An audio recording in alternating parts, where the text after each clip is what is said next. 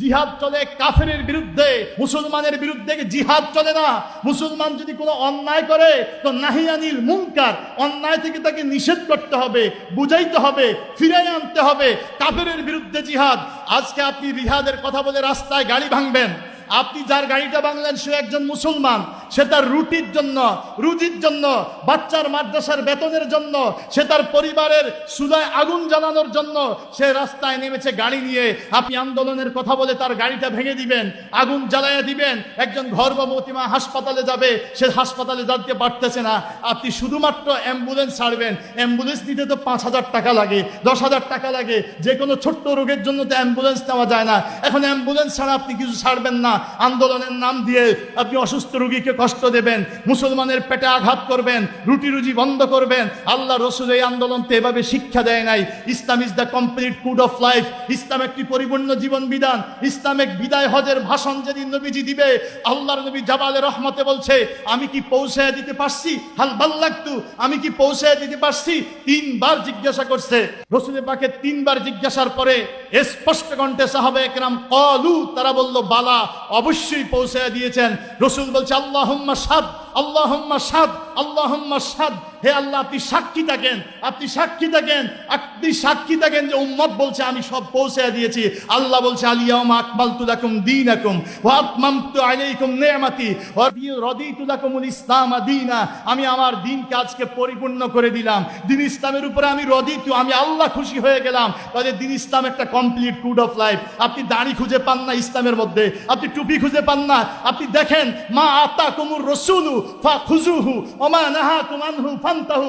আল্লাহ বলছে রসুল যা নিয়ে আসছে আঁকড়ে ধরো, এটা গ্রহণ করো। রসুল যা নিষেধ করেছে সেখান থেকে বেঁচে থাকো। হযরতে হুযায়ফাতুল ইয়ামান পারস্য সম্রাটের সামনে খাইতে বসে একটি খাদ্য লুকমা দিতে যায়া প্লেটের বাহিরে পড়ে গেছে, দস্তরখানের উপরে প্লেটের বাহিরে পড়ে গেছে। পারস্য সম্রাট সামনে একজন মুসলমান চোখের ইঙ্গিতে বলেছিল হযরত হুযায়ফাতুল ইয়ামানকে, খাদ্যটা উঠাবেন না। ইশারায় বুঝাইছে যদি আপনি উঠাইয়া খান, যেহেতু এরা কাফের মুশরিক, এরা তো আর মুসলমানের এই সুন্নত টুন্নত বুঝবে না, বলবে যে এরা খুব নিচু মানের লোক, এরা বংশ খুবই নিচু, শিক্ষা দীক্ষা তেমন নাই। এই পড়া তুচ্ছ খাবার, আমাদের কত টনে টনে খাবার আমরা ফেলে দেই, আর একটা তুচ্ছ খাবার পড়ে গেছে এটা আবার উঠাইয়া খাবে। অতএব আপনারা এরা ছোট ভাববে, তুচ্ছ ভাববে। চোখের ইশারা দিছে আপনি এটা উঠাইয়েন না। হযরত হুযায়ফাতুল ইয়ামান রাদিয়াল্লাহু তাআলা আনহু, নবীর সাহাবী, সাথে সাথে খাদ্য কণাটা উঠাইয়া মুখের সামনে নিয়ে বলছে আতরুকু সুন্নাতা হাবিবি লিহাউলাইল হুমাকা। ফারস্য সম্রাটের সামনে বলতেছে লিহাইলাইল হুমাকা। এই অজ্ঞ যিনি আদর্শ চিনে না, শ্রেষ্ঠ আদর্শ মুহাম্মদুর রাসূলুল্লাহ, কিয়ামত পর্যন্ত সকল মানুষের মুক্তির দিশারি, পৃথিবীর মুখে আদর্শ মহামানব, তার যেই সুন্নত সম্পর্কে তার কোনো জ্ঞান নেই, যেই আদর্শ সম্পর্কে হুমাকা, অজ্ঞ, মূর্খ, গর্দভ, গাদা, লিহাহুলাইল হুমাকা। ওই হুমাকা কি ভাববে? এজন্য আতরুকু সুন্নাতা হাবিবি, আমি কি আমার হাবিব, আমার রসুল, আমার প্রিয় সাফায়াতের কান্ডারি, আমাকে আদর্শ যিনি দেখিয়েছে তার সুন্নত আমি ছেড়ে দেব? একটুকু খাদ্য উঠাইয়া খাওয়া, সেটা বাদশাকে পরোয়া না করে সুন্নাতের উপরে অটল রয়েছে, সেটাই সাহাবায়ে কেরাম। আল্লাহ বলছে মা আতাকুমুর রাসূলু, আমার রসুল জানিয়ে আসছে তা আঁকড়ে ধরো। আমার রসুল বলছে ওয়াফুল্লুহা, দাড়ি লম্বা করো। আমার রসুল সব সময় দায়মান মাথায় টুপি রাখতেন। টুপি শুধু নামাজের সুন্নত না, আমরা অনেকে মনে করি শুধু নামাজের সুন্নত, কিন্তু শর্ষিনা শরীফে আসো, শর্ষিনা শরীফে আলেম নয় শুধু, সাধারণ সর্বসাধারণ ভক্ত মুহিব্বিনকেও শিক্ষা দেয়, সকল মুসলিম জাতিকে শিক্ষা দেয়, সদা সর্বদা মাথায় টুপি রাখো। এজন্য ভাইরা আমার, ছাত্র হিজবুল্লাহ যারা আছো, দ্বীন কায়েমের জন্য শক্তি ব্যয় করতে হবে, সামর্থ্য ব্যয় করতে হবে, সময় দিতে হবে। আজকে ছাত্র বয়সে একদিকে শিক্ষার পিছনে সময় দেব, আরেকদিকে সংগঠনের দিকে সময় দিয়ে আমি আমার নিজকে জাতির জন্য প্রস্তুত করব। ছাত্র হিজবুল্লাহ 4 কর্মসূচি, যাকে পাবেন তার মন মানসিকতা বুঝে স্কুলের ছাত্রকে স্কুলের মতো বুঝাইতে হবে, কলেজের ছাত্রকে কলেজের মতো বুঝাইতে হবে, মেধাবী ছাত্রকে মেধা দিয়ে বুঝাইতে হবে, একটু কম মেধাবীকে ঘটনা দিয়ে দিয়া কম মেধার আলোকে বুঝাইতে হবে। এমন একটি কাফেলা তৈরি করলেই এ জাতির মধ্যে দিন ইসলাম প্রতিষ্ঠা ইনশাল্লাহ সম্ভব হবে। আমার নবী তিলে তিলে সাহাবীদেরকে এভাবে ঘটছে। বদরের ময়দানে যখন 313 জন আর কাফের 1000, মুসলমানের অস্ত্র 8টা, কাফের অস্ত্র হইল 1000। মুসলমানের একটা ঘোড়াও নাই, কাফের ঘোড়া আছে 300। মুসলমানের উঠ হইল 70টা, কাফের উঠ হইল 700। কোনো তুলনাই আসে না। 1000 অস্ত্র আর মাত্র 8টা অস্ত্র। নবীজি খেজুরের ডাল ভেঙে হাতে দিস।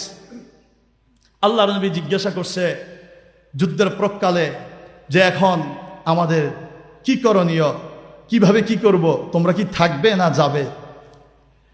আনসারদের থেকে উঠে বলছি, ইয়া রাসূলুল্লাহ, আপনি যদি আমাদেরকে আগুনের গর্ত করে বলেন যে গর্তে ঝাঁপ দাও, আমরা তাই দেব।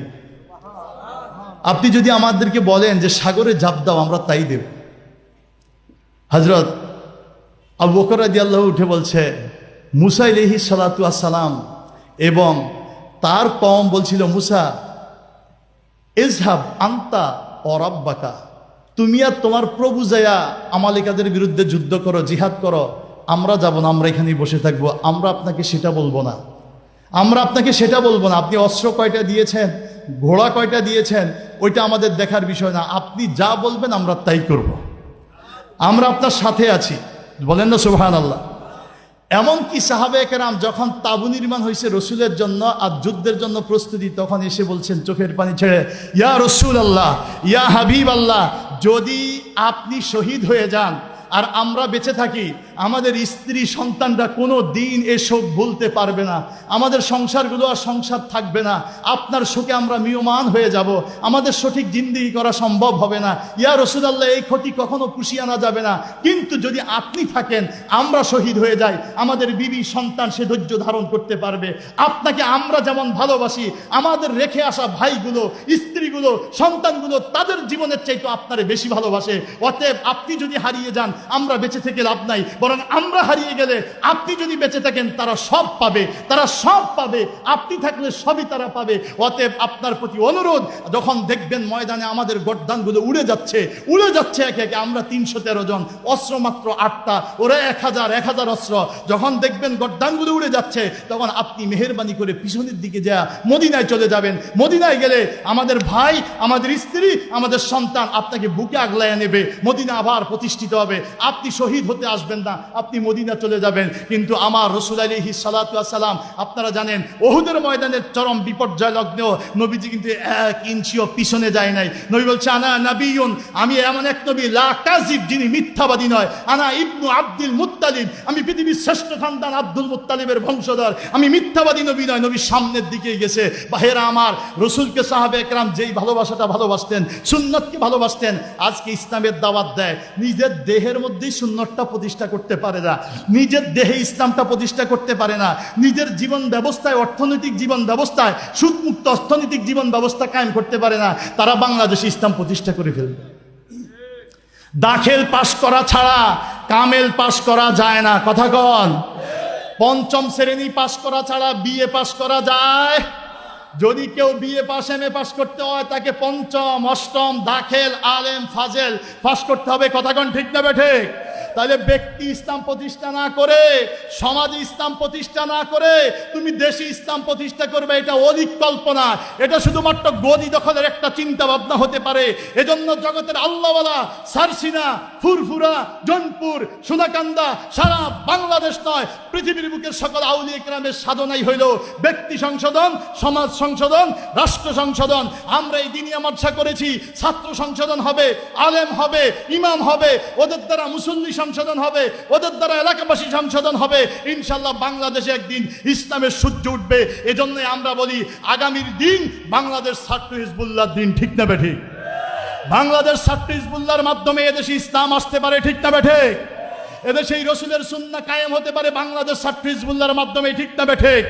তার জন্য বদরের ময়দানের সাহাবীদের মতো আমাদেরকে প্রস্তুত হতে হবে। সুন্নতের রঙে রঙিন হয়ে একদিকে পড়াশোনা করব, আরেকদিকে সংগঠনের পথে ঝাঁপিয়ে পড়ব।